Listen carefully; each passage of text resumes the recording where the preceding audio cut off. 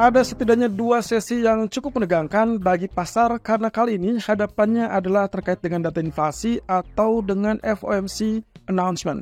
So, apa yang harus kita ketahui terlebih dulu, termasuk bagaimana skenario untuk menghadapi keduanya. Begini ulasannya. Ya, seperti kita ketahui bahwasannya nanti malam akan ada dua event yang berbeda, tapi sebetulnya saling mempengaruhi.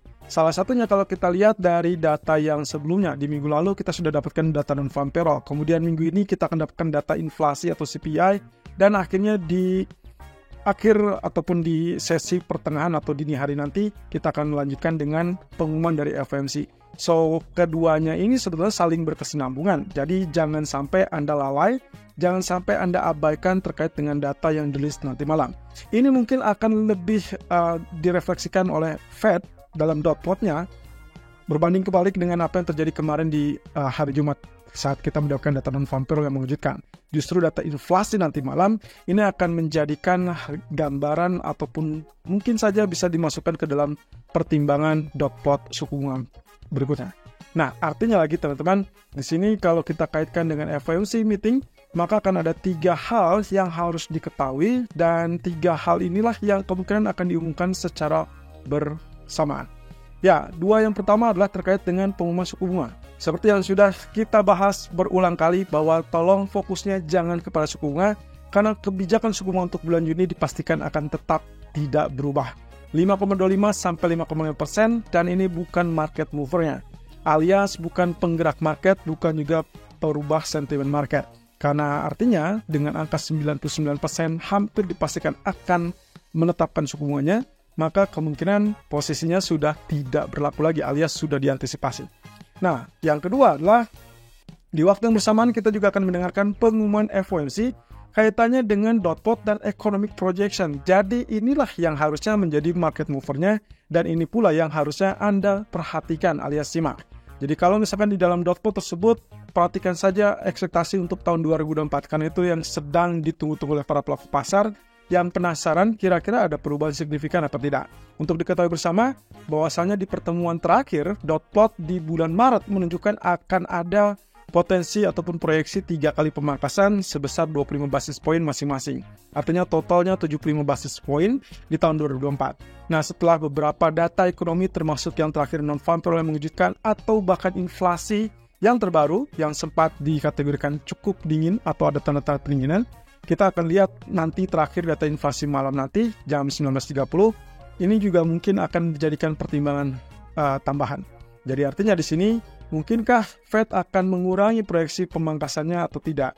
Kalau misalkan lihat dari ekspektasinya, mungkin market sudah mulai mengantisipasi sekitar 2 kali pemangkasan saja atau bahkan 1 kali.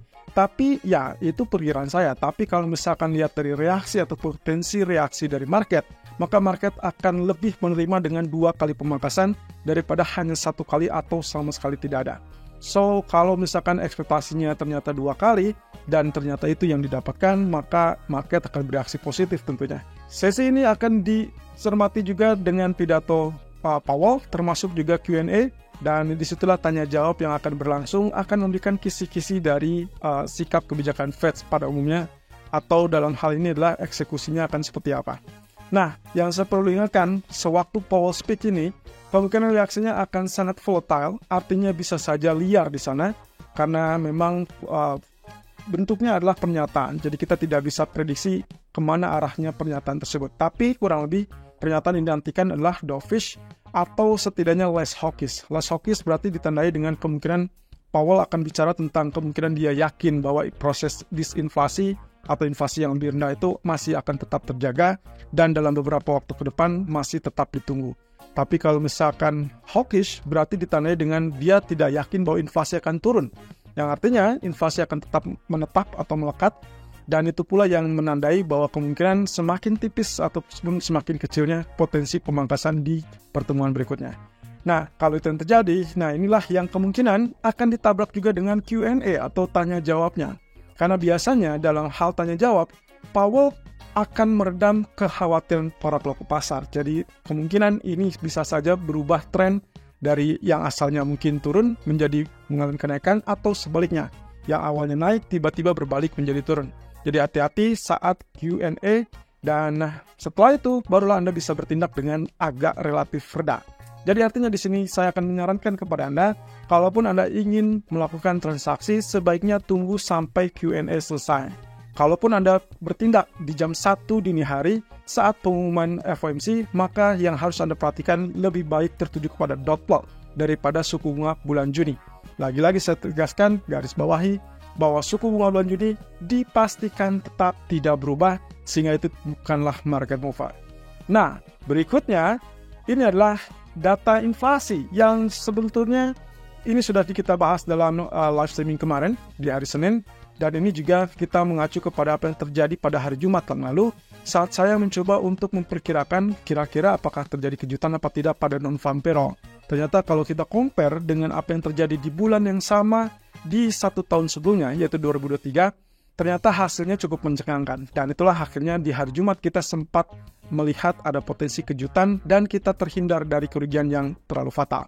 Nah, satu sisi yang akan saya lakukan kali ini juga sama, yaitu terhadap data inflasi. Tolong bandingkan antara bulan yang sama, yaitu di bulan Mei yang dirilis di tanggal Juni, lalu kemudian compare dengan di tahun 2023. Kalau Anda lihat di situ, tahun 2003 sempat terjadi inflasi 4,9%, tiba-tiba turun ke level 4,0%, angka yang cukup curam, karena biasanya dia turunnya relatif bertahap, 4,9, 4,7, tiba-tiba dia turun ke 4,0%.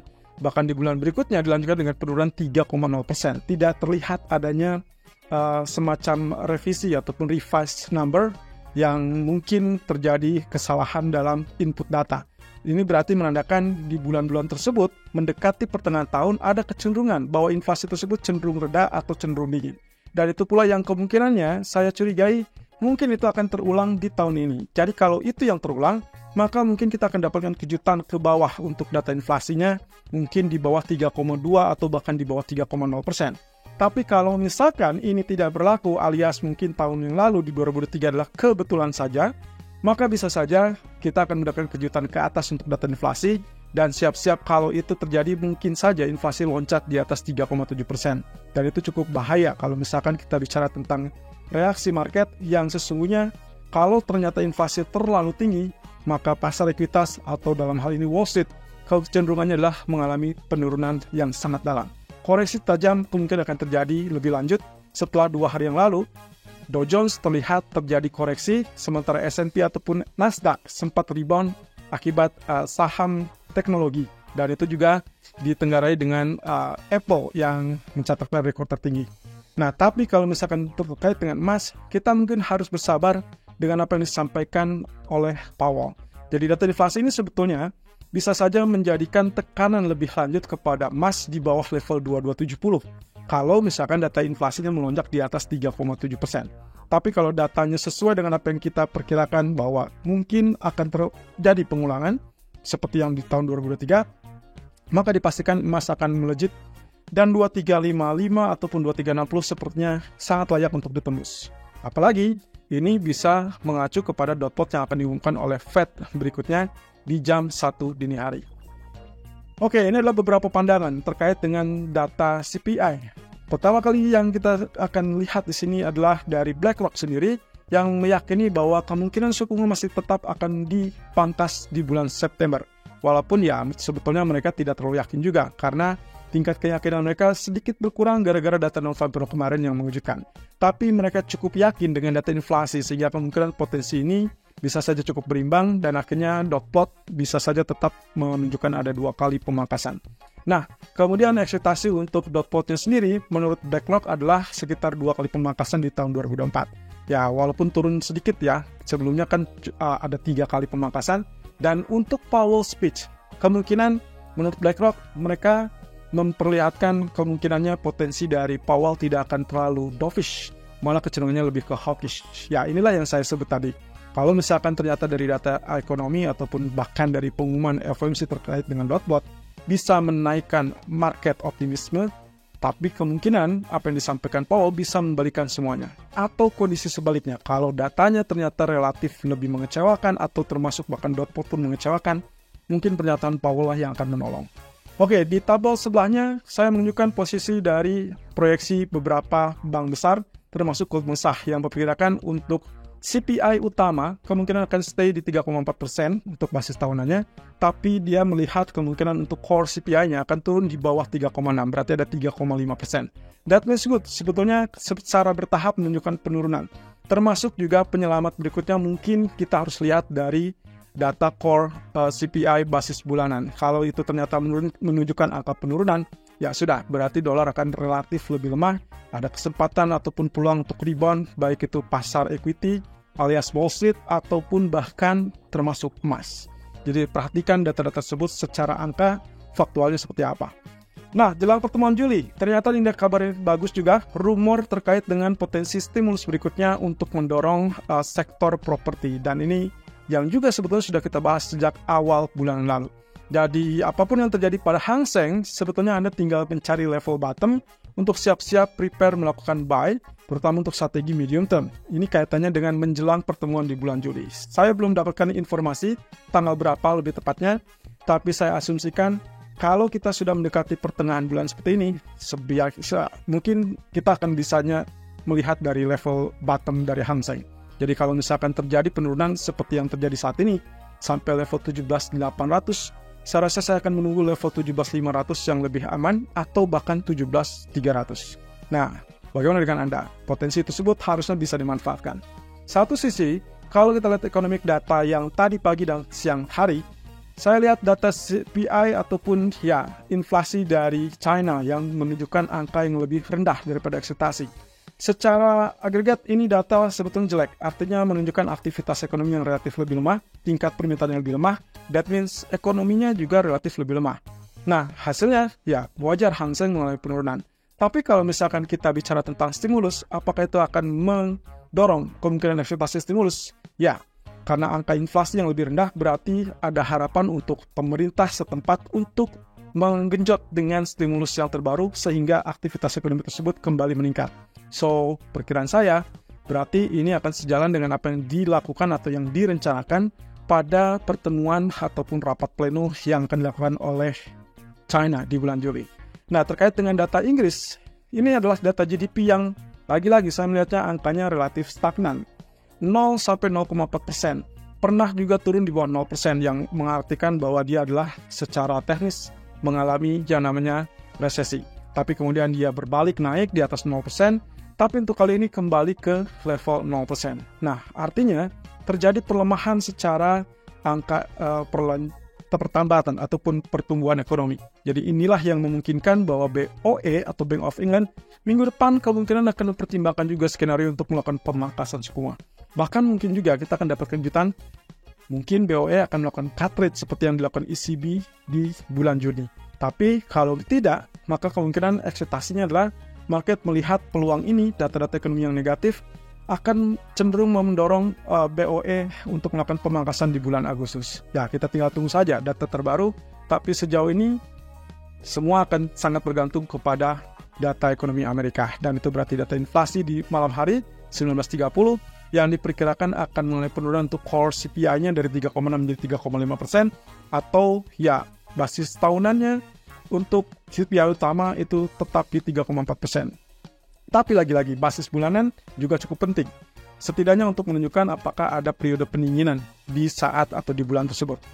Ya, berikutnya adalah skenario trading CPI, teman-teman. Perhatikan ada 5 poin utama di sini.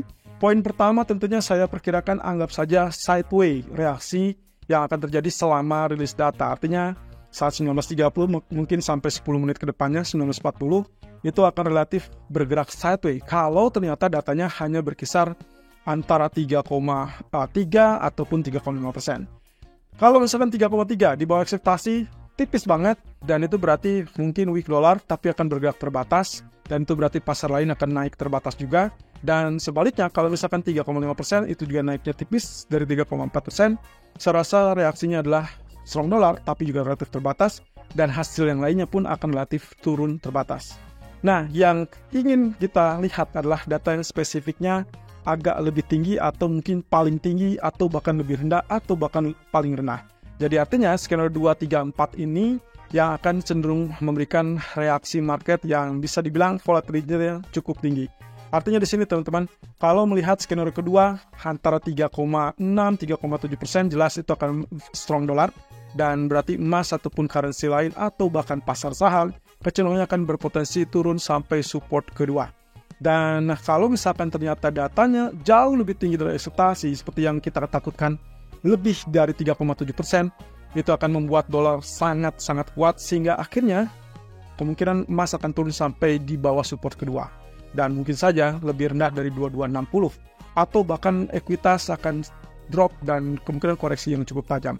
Sementara kalau sebaliknya yang terjadi, baik itu datanya 3,1, 3,2, kemungkinan itu adalah weak dollar dan emas punya peluang untuk naik lebih tinggi ke level resisten 2. Tapi yang paling tinggi lagi, maka yang kita butuhkan adalah data aktualnya harus jauh lebih rendah dan itu berarti di bawah 3,0%. Apakah kita akan dapatkan di bawah 3,0%?